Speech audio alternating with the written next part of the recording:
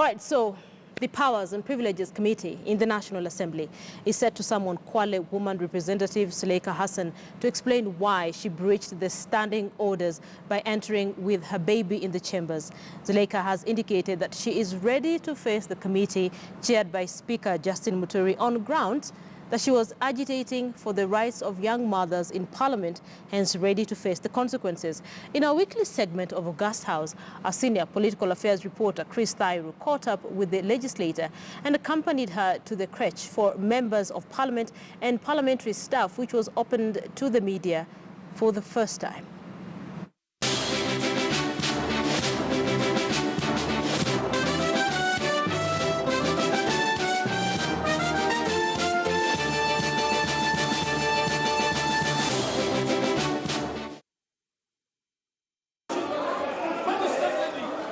Wednesday morning, and Kwale Women Representative Zulekha Hassan caused a stir after she entered with a 5-month-old baby in the chambers of the National Assembly. This was against the standing orders of having strangers in the house. Order! The Honorable Atandu, you are out of order. And this being the first time in the history of Kenyan Parliament for a member to walk in with his or her baby. She grabbed the headlines of both the international and local media as women MPs ganged up in her support as they walked out in solidarity of her actions. I've never done this. I've tried really hard not to come with a baby. But today I had an emergency. So what was I supposed to do? We are saying enough is enough. We'll progress with our careers, we'll progress with our motherhood duty, and we'll do it to perfection, both of them.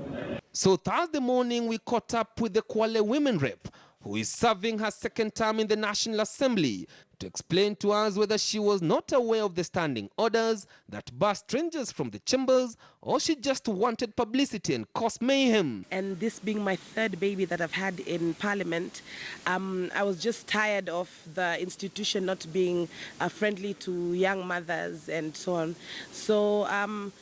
And I knew that it's not allowed.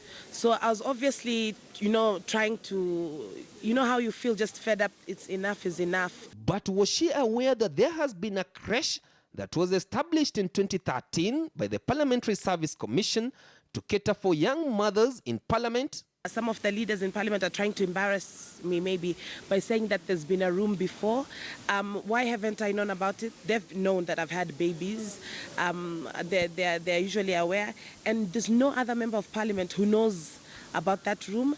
There's no member of staff who's had a baby who knows about that room. Well, with her confession that she did not know about the crèche, and with the assistance of the staff from the clerk of the National Assembly, we walked with her to the crèche, which is located 400 meters from Parliament building. And true to Parliament's word, there was a baby nursery, though it has never been used since it was set up. I'm quite happy that Parliament reacted very fast, because we can see that most of the things are like extremely new. It actually smells new, even the items, and you can see that it hasn't even been they haven't even been handled. I doubt anybody has used it. The only thing is that it's extremely really far.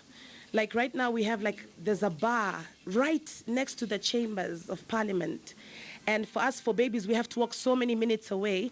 If your assistant calls you and tells you the baby is crying, if you choose to exclusively breastfeed, then you have to walk a very long distance, then walk back to Parliament. That's such a long way. You've missed so much part of the session. However, Parliament is not yet done with her, since Powers and Privileges Committee, chaired by the Speaker of the National Assembly, Justin Muturi, plans to summon her to defend her actions. All of us have children. Speaker, all of us have children. So Speaker, this house, there is a stranger, and it has never happened since 1963. Mr. Speaker, this is an abuse of the house, and that member must be cited for gross misconduct. Because I know any change that comes to society, sometimes you need to agitate for them.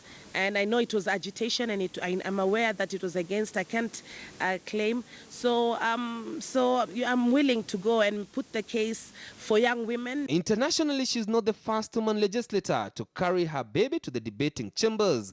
In 2018, New Zealand Prime Minister Jacinda Ardern was the first female world leader to take her baby, 3-month-old Nave Taroa, to the United Nations General Assembly in New York.